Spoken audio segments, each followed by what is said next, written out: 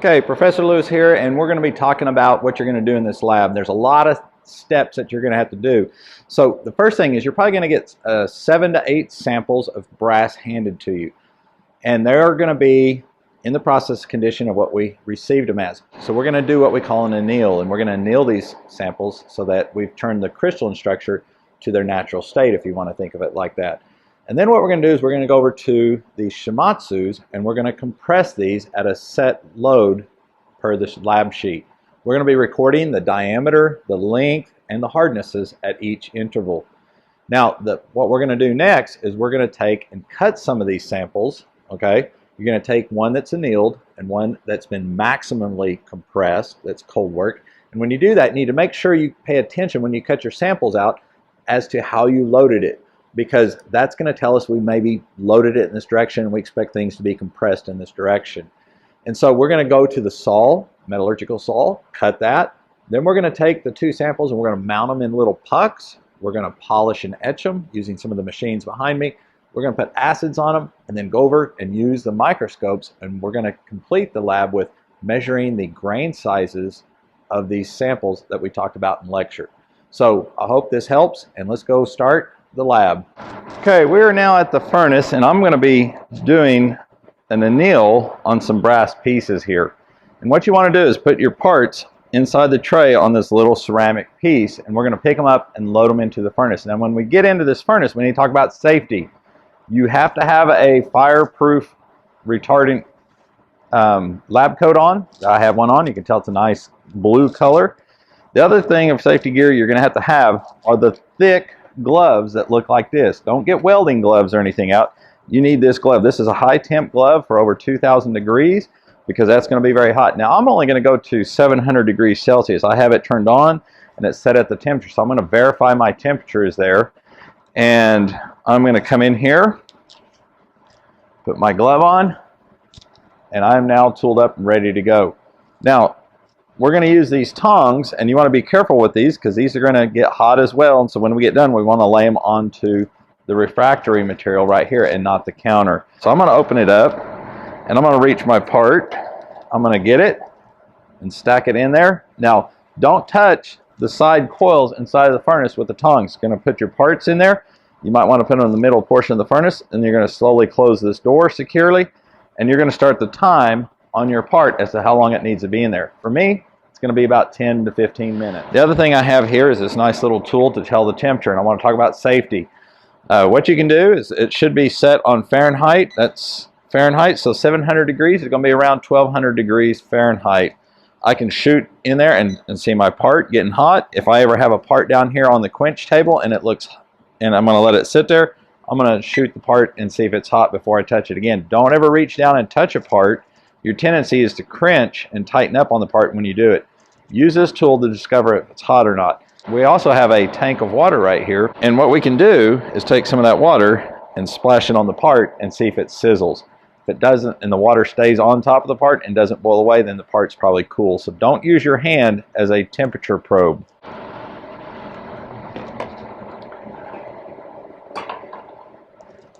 Now in our quench medias, we have a tank for water and a tank for oil. Brass, we're going to use the water, and I'm going to open this up just to see what my temperature looks like. And I'm going to shoot in there, and I'm at 1250 right now.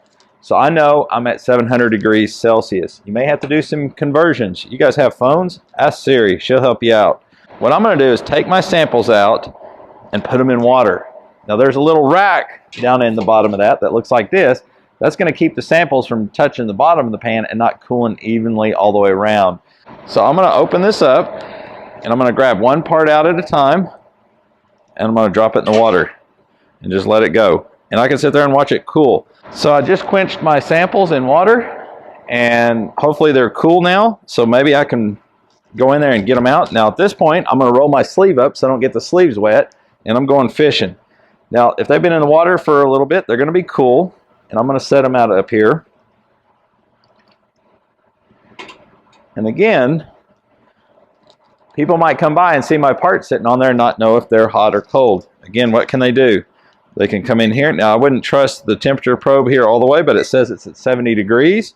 I can take some water, splash on the part, the water stays on there and it is cool. So at that point, we know we can pick it up. So anytime you see metal parts around this area or even up in here, you need to make sure that you do the water test and the temperature test both before you touch the sample. We've just annealed our samples out, and we have a variety of samples that we're going to be testing per our lab sheet. We're going to be doing that on the Shimatsus. Now, some of you are going to use the larger Shimatsu, and some of you guys are going to use the smaller Shimatsus. The only difference in the two machines, other than the capacity, is we're probably going to notice there's going to be a difference in the controls. On this machine, we're going to have to hit manual, and we can jog it up or down right here. If you're using the smaller Shimatsu, then what you're going to do is you're going to have a different control panel that doesn't come off. And we have a jog mode right here, and you can jog it up or down using these commands. Now in the future, I'm going to get you guys a screen capture where I can screen capture. Right now, I'm sorry, but I'm going to record the screen and kind of step you through the controller. What we're going to do is go up here to Trapezium and open this up. And when we go into Trapezium, it's going to want to know what the user is. And you're user, and the password is user. This is the software Trapezium that's going to run the Shimatsus. Both machines are going to have the same software. Once we're in Trapezium, we have what we call test methods, and a test method is right here, and that is going to, if I click on that, that is going to open up what kind of procedure do we want to do for this. And you guys in this class doing your brass pieces, we're going to use the Engineering Science 3311s, and we have different cold work profiles, and this is going to be on both of the Shimatsus, and you're going to identify which load you want to run. So we're going to have to run each method for each load setting that we have. So I'm going to start off with the 7,000 pound load setting right here, and I'm going to say finish. When I hit finish, it's going to open up and it's going to be ready to start the test. So at this point, we're going to go over and load our sample. Soon we're going to be loading our sample inside of here, and what we're going to do is load our sample in the very center here, and we're going to push it up in there, put it to the center. And what we're going to do is lower this top portion down to the sample. And we're going to do that with the controller here. And you want to be in manual mode. So there it's in manual mode. There it's off. We're going to put it in manual mode. Carefully jog that down to where it's just right above the part. And I'm going to stop. I've got a little bit of a gap. If you do hit the sample, I've got it set up where it will stop and it won't hurt the sample. Once we get done, take off manual mode and let's go test this thing. The last thing we need to do, we put our teach pendant back up in manual mode is turned off. We need to shut the doors. Be sure to close the left door completely and then the right door completely. If you do it in the opposite directions, it won't trip the switches and the machine will error out on you. Just loaded our sample, and if there's any error messages that come up, just hit reset, because more than likely we have the controller in manual mode or we have the doors open. We're going to reset the machine before we conduct the test, and we're going to come up here and right click on force and say to 0. You don't need to calibrate because we've already calibrated the machine for you. Come in here to stroke and we 0 that out. So both of these are now 0. We're now ready to come in here and start our test. Now when we start the test, it's going to say check testing, make sure everything's in position. We've done all that and we can start the test. And now it's loading because it made contact with the part, and it is going to go up to the 7,000 pounds, holds it for 3 seconds, and then it's off. Now you're going to go, hey, I lost my load. Because if we keep the load on there, if we go past the yield, then the part just keeps deforming because you've gone past the yield. Just got our sample out of the machine, and what you guys are going to do is measure the diameter, the length, and you're going to notice that the diameter on the ends do not go out like the middle portion will do. Measure in the center on the diameter. The reason is the friction between the top and the tooling keeps this side from actually changing. So use for your true stresses the area, the diameter associated to the midsection there. You're going to take hardness values on the top of these, on the machine, on the hardness tester, and then record all that in your data sheet. To go from the test of 7,000 pounds, we want to go to the next one. We're going to come up here to File, up here. We're going to come up to File, and then we're going to cursor down to Return Home. What that's going to do is bring us back, and we're not going to save this file because we don't need to save anything other than recording that we did the test. We're going to select a new method. We're going to scroll down here to the 9,000 pounds, and we're going to repeat the test. We're going to do this for every sample. We're going to be talking about how to cut our metal samples. Now this is the fine automated cutting machine from Struthers that we're going to be using. And if we look at this, the first thing we want to talk about is the wheel that's on the machine. Now this wheel is very, very, very fragile. So if you touch it or damage it, let us know so we can get that thing replaced. This machine does have a controller on it that's going to have methods, and we're going to use method A for the majority of our cutting. That's going to dictate the distance of travel, the speed, all those things that we're going to have for our materials. We do have an automated hand wheel right here that it's kind of like a joystick. If you push it, it's going to move the vise in and out. And what we want to do is make sure that we don't touch the blade, the cutting wheel, to our part, because it will break it. And it is a variable speed, so you might, before you load anything in there, get used to using the machine. The other thing we have over here is an emergency stop. Anything happens, just hit that. We do have a red button that stops the program and a green one that will start the method. Let's talk about how do we plan our cuts. This was a round sample that we took and applied compression to, and it barreled out some, and we want to be able to see that, so we've cut this in half where we can see the grain structure in that structure right there. We wouldn't want to come in here and make a cut off of the end and look at this, because it's not going to be as interesting if we look at the cross section cutting it this way. So make sure you understand what you want to see in your cuts and make sure you're cutting them properly. Now what we're going to do is load our part into the vise. Now this vise has a clamp that will lock down, so if you push this down, it will lock onto the part there. So you want to raise it up, and then you can pull this plunger back and forth to hold your part, and then when you get it held, just lock it into place. So the next thing I want to do is come in here and cut a little bit off of my part. So I'm going to put it in the vise, extend it out past what I want to have cut off. I'm going to push to and lock it down. So we're ready to cut our part. We're going to move the machine while we can see it with the door open real easy up to the point where we're fairly close to the part.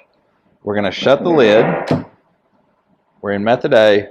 We're going to hit run, and the machine's going to cut our part. And you're going to need to watch when that part is cut so you can hit stop. And to do that, we're going to hit the stop button right here. Now we're using fluid and a real thin kerf so that we don't metallurgically change the material in the cut. Now I saw my part move, so I'm going to hit stop.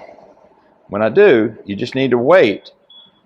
And I heard the machine down here click, and it released the safety latch until that latch is open, and then you can open it up. So if it doesn't unlatch, just hit the stop 2 or 3 times. It will let you open it up. And I can see my part is way back there, so I'm going to have to be very careful in reaching in and getting that part so I don't hit the blade. The next thing I need to do is remove my part, and I find the best thing to do is retract the blade, the cutting wheel from the part area, unlock it, pull this back, and then reach in real careful, and I have my part. So that hopefully helps you learn how to cut a sample and have it ready to go over and polish an edge. So this is the machine that we're going to be using for making our pucks. Now the machine is on, and if we need to come in here, we can hit escape. That'll take us to our main menu, and there's a menu called processes, extensions, configuration, services. All you need to do is push down on this and go to processes. You can change your selection by that wheel. Anytime you don't know where you're at, just hit escape, and it'll bring you out of the menus. So I'm going to go back into process there. The only other controls we really need to talk about are going to be these controls right here. 1 and 2 refers to 1 and 2, so our left and right. Then we have an up or down on these yellows. If you push that down, whichever one you have selected will lower down the little table right here. And so I need them raised up at this point so I can load the samples. The other thing we have is start and stop. That's going to start the process, and this tells all the process that we're going to have in terms of how many minutes, what temperature, and what pressure we're going to have to making that puck. And you don't have to program this. This is all set up for the resins that we have. Which brings us to the fact that we have 3 different kinds of resins. We have black, red, and green. Now what is this resin? This is a phenolic called Bakelite. Okay, I'm now ready to load my parts in, and I have cut my samples. And initially I had my compressed sample fairly tall, and I cut a piece off so that I could have a small piece. Now I need to remember how I compressed this. I compressed it in this direction, and that's nice because it's almost a diameter and it's going to be compressed. I don't need a big piece because I need to put it inside here. I'm going to mount that in the center of where my puck is going to be. Again, these are the little platforms. I'm going to put my round piece over here on this one. Now at this point, we're ready to lower the machine down. So I'm going to change it over to number 1 first, and then I'm going to tell it to lower. Now it's lowering the part down into the machine. At this time, I'm going to take the funnel. So I'm going to put this up here, and I'm going to go get my resin. You notice I've got my resin right there, and I'm going to pour them into the machine.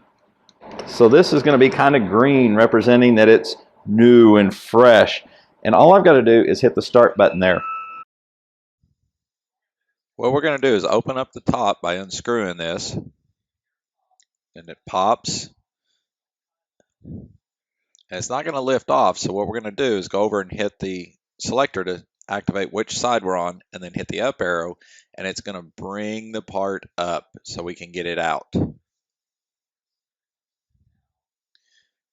here is our part, and if you look, you can see the part is in the puck. At this point, I have my annealed sample and my compressed sample, and I can tell which direction I compressed by the way I orientated it in the puck. So what we're going to be doing is mounting our puck into the carousel that gets used by the polishers. We're going to slide the puck up in there, and it is going to fall out when we lift up the carousel. So we have O-rings back there that we're going to put on our part about midway, so it kind of helps if you just kind of pinch it up there and not just roll it on there, but get it located on the part securely, and that's going to be a retainer to keep it from falling. Then you can take the puck and put it in the hole in the carousel, and it'll be retained. I just put in my second part, and if you notice, I put them opposite of each other so that when it's pressing down, it's equally supported on each side. Okay, once we have our samples loaded into the carousel, we need to talk about getting it loaded into the machine. And the best way to do that is to put it up here, push this bottom button here, and it's going to hold that. So it is now locked in. Now we can move this head left or right, and we can also raise or lower it by hitting the yellow button with the up and down arrows. So we're going to raise it up, and we're going to move it out of the way, and we're going to talk about the consumables on the other side. Now I'm going to be doing brass, and when I go to the methods, it's going to tell me which wheels I need to put, what pads I need to put down here. So I'm going to make sure this is clean right here, and the first one I'm going to need for that is going to be the foil, and it's going to have that on here in terms of the foil, and it's also going to have written on there that it is for brass and for aluminum as a reminder. So if this gets damaged or worn out, typically these foils will last for maybe 3 runs, and then the TAs or I will replace this for you. So we have multiple of these sitting out. So get the one that looks the newest if you can until we replace that. The other thing that this one is going to need is going to be the MD Largo, and that's again for brass, and this is going to be the second stage on this machine. Now we're doing a grinding operation on this machine. The other machine is going to be used for doing the polishing of this. And the other thing we want to talk about the machine is we have bottles back here that have suspended diamond in compound in a liquid, and it's going to be pumped through the tubes as we need it. It also is going to apply water force, so it's pretty much automated. The only thing we're going to have to do is move this out of the way, come in and put our pad on the machine, and I know that it's going to want this foil, so I'm going to center it up where it looks like it's centered up on the machine. I'm going to bring this back over.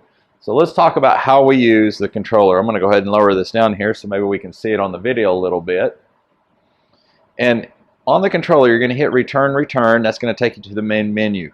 You're going to be able to go through the menu by turning the wheel, and you're going to select single specimen methods. We're going to hit the button just by pushing that round black button, and now we can scroll through which method we want. And I want brass grind. So I'm going to select that, and it tells me on there the 2 steps that it's going to take to do this grinding operation. The first one wants that foil, which we just put on, and it tells me how it's going to run. So if I was to come in here and just hit the green button right here, it's going to be ready to run that, and it's going to start running. Its feet lower down when it started, and in the program it tells how much to hold the sample down into the abrasive down there. And so we're turning the wheel as well as we're turning the samples, and it's going to run for 2 minutes. Now the liquid that we're seeing put out here, the water, is being recycled. It's being captured underneath in a tank, filtered, and reused. Okay, the machine just finished, and what I'm going to do is go ahead and interrupt the operation. You can see the little feet coming up there, and I'm going to take this off. You do not need to take this off in your procedure. I just want to show you that on the bottom we now have nice, shinier looking samples, and so that first grind is really taking effect. And I'm going to put this back up on there. So again, you don't need to do this because we're going to leave the samples in the machine for each test. The next thing we need to do is carefully lift up and make sure you don't lift the pad off of the main frame. This is called a gecko pad, and we actually put different foils on that pad, so be real careful not to grab the black piece off of that gecko pad. So one of the things we need to do is to rinse this off, and we have a sink over there by the door, and you can take it over there and just rinse it off. Okay, I'm back from rinsing that off. I'm going to put it back into where I found it, and looking at the program, it wants the MD Largo on there, and I have that consumable. Again, I'm going to come in here, and it's probably easier to move the head over, and then you have room for your fingers here, and we're going to put that pad where it's centered up on the machine. Now we're going to bring that machine in, and we're going to run that next step, and we're going to say okay. It says the head was not lowered, so I'm going to lower the head following the directions. Now I can come in there and run that sample, and the pads are going down to hold the samples. Now, let's talk about what's happening here. You're going to see a lot of material coming out, and that's coming from the pump here, from the bottles. And so we're putting on some diamond compound on there. So the machine just finished, and what I'm going to do is go ahead and raise up my head, and I'm going to remove this wheel, this grinding pad. I'm going to take that over to the sink and rinse it off as well. Now when I rinse it off, I don't have to get all the black off here. I just need to rinse off the bulk of it, and then I can set it back in the rack. Now at this point, we're ready to take our parts and go to the next process. So we're going to be able to come in here and press the button and remove our samples and take them over to the next stage of final polishing. Now we've mounted our samples up in the machine. Again, we're going to be able to move the head out of the way. Now doing brass on here, if I go to the machine, again I can go all the way to return and go up here. I'm going to lower this down so I can see the screen here a little bit. Again, I can come in here and hit return, go to the main menu. We're going to do single methods here, and we're going to select brass polish. So this is going to be our polishing. On the first stage we did the foil grind followed by the 9-micron diamond polish. And now what we're going to do is we're going to use a 3-micron compound coming through the system, but it's going to want the MD moles. So what I've got here, it looks like we got a brand new one. There's the Duro. I'm looking for the mole, and it looks like, yes, we do have a new one right here for brass. And so this is kind of like a fabric material that is going to put the compound on and polish up our sample. So again, I'm going to put that on the machine where it's centered up, and that looks good. We've got that centered up. We have our samples mounted. I'm going to move the head into play. We're going to lower it, and then we're going to come in here and start that operation. Again, the little feet come down, putting the pressure on the sample, and it is now pumping. As you can tell in the back, you can hear the little pumps. It's starting to put the initial material on there, and then it will drip the material on there as it's needed. We're going to let this run for 2 minutes. Now, being a new pad and it was dry, I'm going to add a little water to it just so that it helps keep the friction level down. Again, we have little bottles of water. Just want to put enough on there, and it'll help it get started. The machine just finished, so I'm going to raise the head up. We're going to have to change our wheel out. So I'm going to take this over and just rinse it off as well. I just finished rinsing it off, and I'm going to put it back in the tray. And it looks like the next wheel we're going to need is going to be an MD Chem. And this is an MD Chem, and it's an oxide polishing wheel that we're going to use. So we're going to be putting oxide polishing compounds on these. Now, unfortunately, the machine does not do the oxide polishing compounds automatically because it will clog the lines as it dries when we're not using it. So we have it set up here on the side in a bottle. So we're going to be using the OPS for this material, and that's where we're going to come in there and just get it to barely drip on there. So what we're going to have to do is move this stand up here into the machine, because centrifugal force is going to sling the compound out to the center. And if you notice, we were dropping our compound about here, so we want to get that properly located. So what we're going to do is come in here and we're going to open this up. And this is kind of a dry wheel right now. It hasn't been used, so I'm going to put a little bit of water on there. And I'm going to come in here and open the valve on the bottom ever so slightly where I can get a drip. Now, this has a little bit of water left over because we just cleaned it, but hey, there's the white stuff I need. So what I want to do is just have it dripping about that speed right there. So you can see my drops kind of dropping there, coming out. So 1, 2, 3, 4. So about every 4 counts you want a drop coming off. What we're going to do is come in here and hit start. It's going to say, hey, lower that head. We're going to lower the head down, and then we're going to come in here and run that for 5 minutes. Now this is the final polishing that we're going to do before we go etch. Every minute you want that it runs, come in there and spray a little bit of water on there to help reduce the friction and the heat generated and help that polishing compound out a little bit. Okay, the machine just finished, and what I'm going to do is go ahead and raise the head up and move it over to the side, and again I'm going to pull my pad up and I'm going to take over and just rinse it off and bring it back to dry.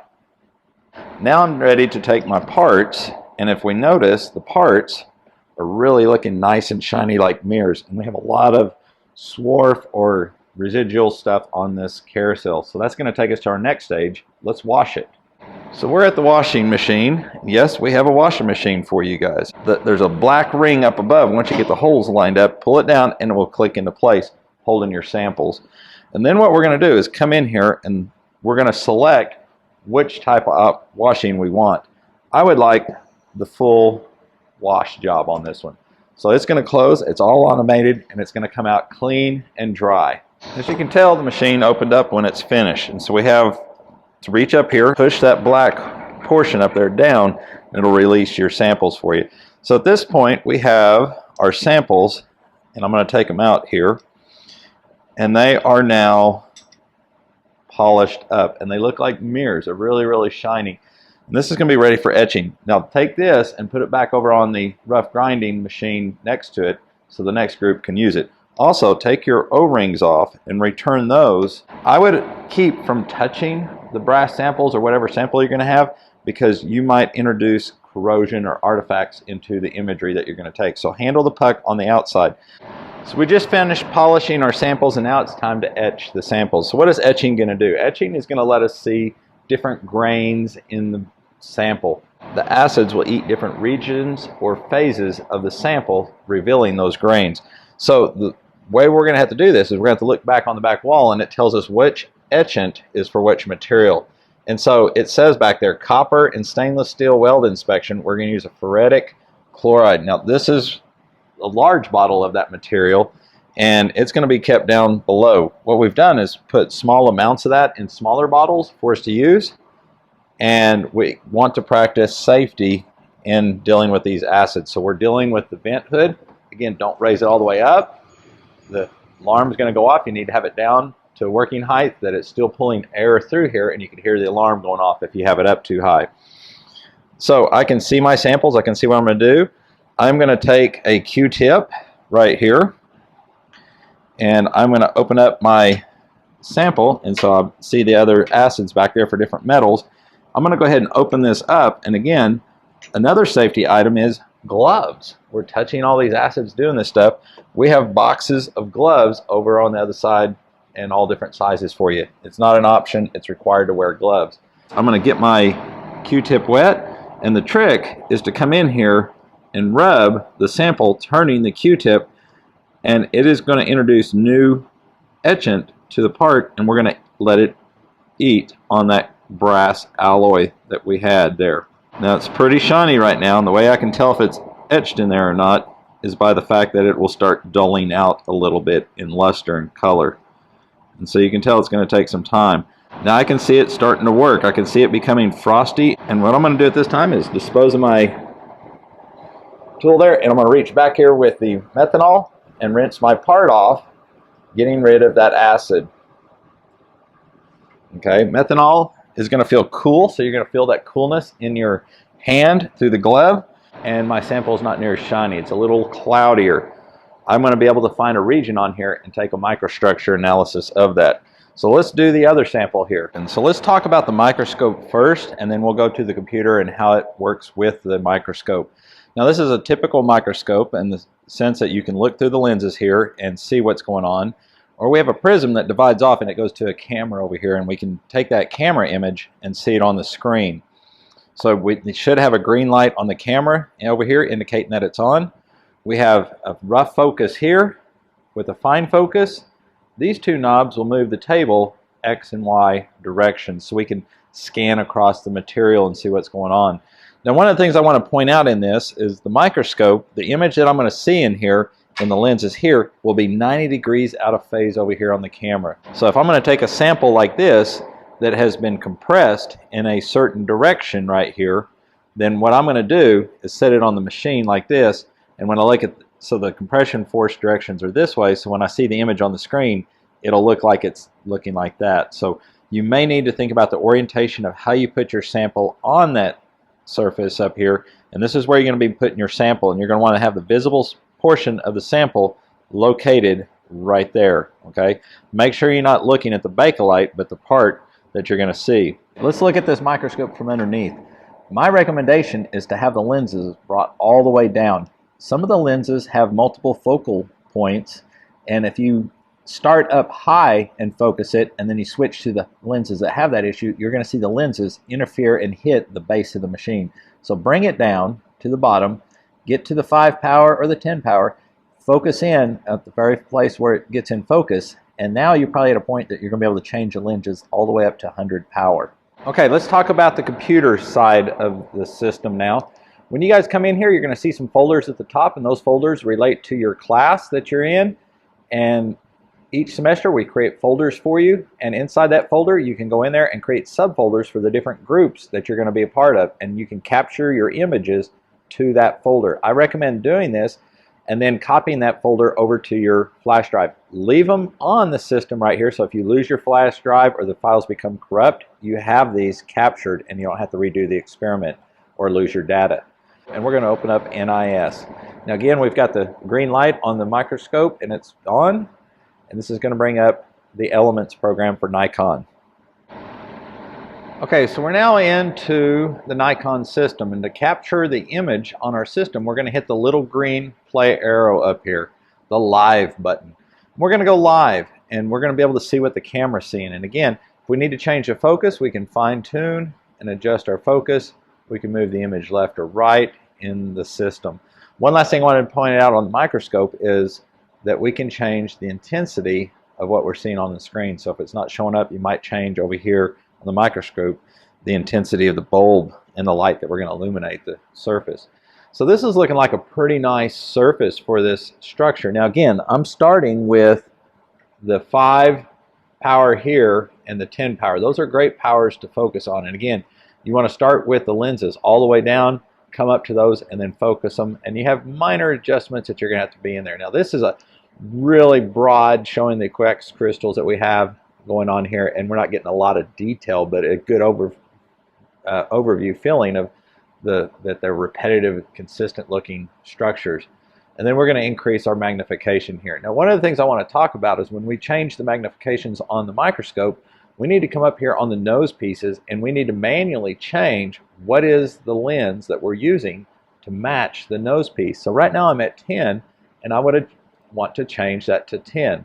That's going to bring us to our next feature in the software. We're going to be able to use the measurement tools here. If I just wanted to draw a line across something, let's say from right here to over here, I can see that the line is 0.55 micro inches. There's also that scale down here, and to turn that on and off, we can come over here to right here to the little micrometer scale, turn that on, and that's going to have a line representing what is a micrometer set to this scale for the nose piece and the computer software all meeting up. Now if I change that nose piece, I want you to notice the length of the line changed. So I'm going to get bad data if I capture that and have the wrong nose piece selected and save that image. So I want to make sure I have the right nose piece attached to whatever lens I'm using when I'm capturing an image.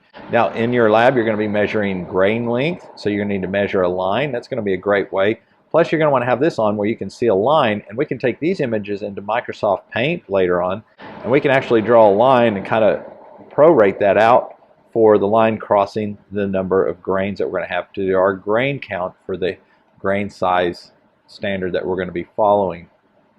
And then likewise we could draw a line vertical relative to that and capture a square and capture how many grains are in that square. Now again, each grain, if I look at it, I'm going to go ahead and boot up to 1 power bigger here so that we can kind of see the grains a little bit more in detail. So I'm going to the 20 power, and I'm going to change that. I can now count the grains better. So 20 power is going to be a really good tool for you to come in and count your grains probably on this brass exercise. Now some of these things are different phases of grains, and we're also seeing different alignments of grains at different angles there. Now this is what you're going to want to do in your lab, is probably get to a magnification where you can see the grains really clear. Draw your lines, multiple lines, count those grains. Again, you don't want to go over the same areas. You probably want to draw a line up here, draw a line down here, so that you can get an average of the grains. Do 3 lines, take the average of those. We now have our image. We have this scale. If I want to capture that and save it. So let's say we want to come in here and measure the length of those grains. I can come in here and draw a line from here to here.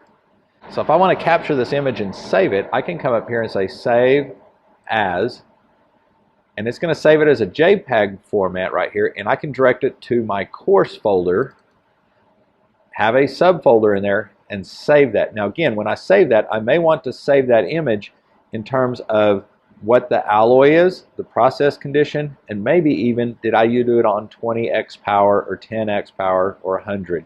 Now if I go over here to the computer and I open up that folder, I now have that. Okay, we're at the end of the lab just about. I mean, you guys have made pucks, you've annealed materials, you've cold work materials, you've learned how to polish and etch, learned how to use the microscope. I don't have time for you to do all that to another material. You guys are going to get out of here and use a lot of steel in life. And so what I have for you is a piece of 1018 steel. Now, I'm going to have this out for you guys to look at so you can just kind of touch it and feel it a little bit. And you're going to see that it has a really nice surface. It's free of mill scale. Okay, so this is done. It's 1018 steel. That means it's a low carbon steel. Very, very low carbon. We're going to see mainly ferrite in its structure, white structures with occasional little black things called pearlite. And this is 1018 cold work. That means the process condition is this material was worked at lower temperatures with big rollers and massively crushed. So it's kind of like what you guys did, cold working. This is cold worked, okay?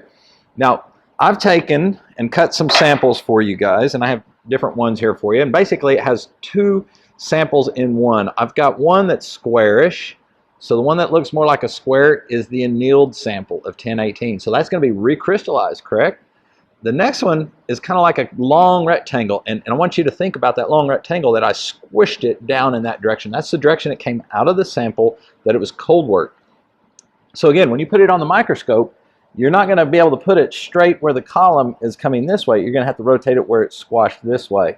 And then what you're going to be able to do is just move using the side of the machine from one view to the next on there and compare the differences of recrystallized and cold work 1018 steel. Make your observations. We'll be putting that in your report. So anyway, I hope that helps you guys out with this lab. A lot of fun. We'll see you in lab.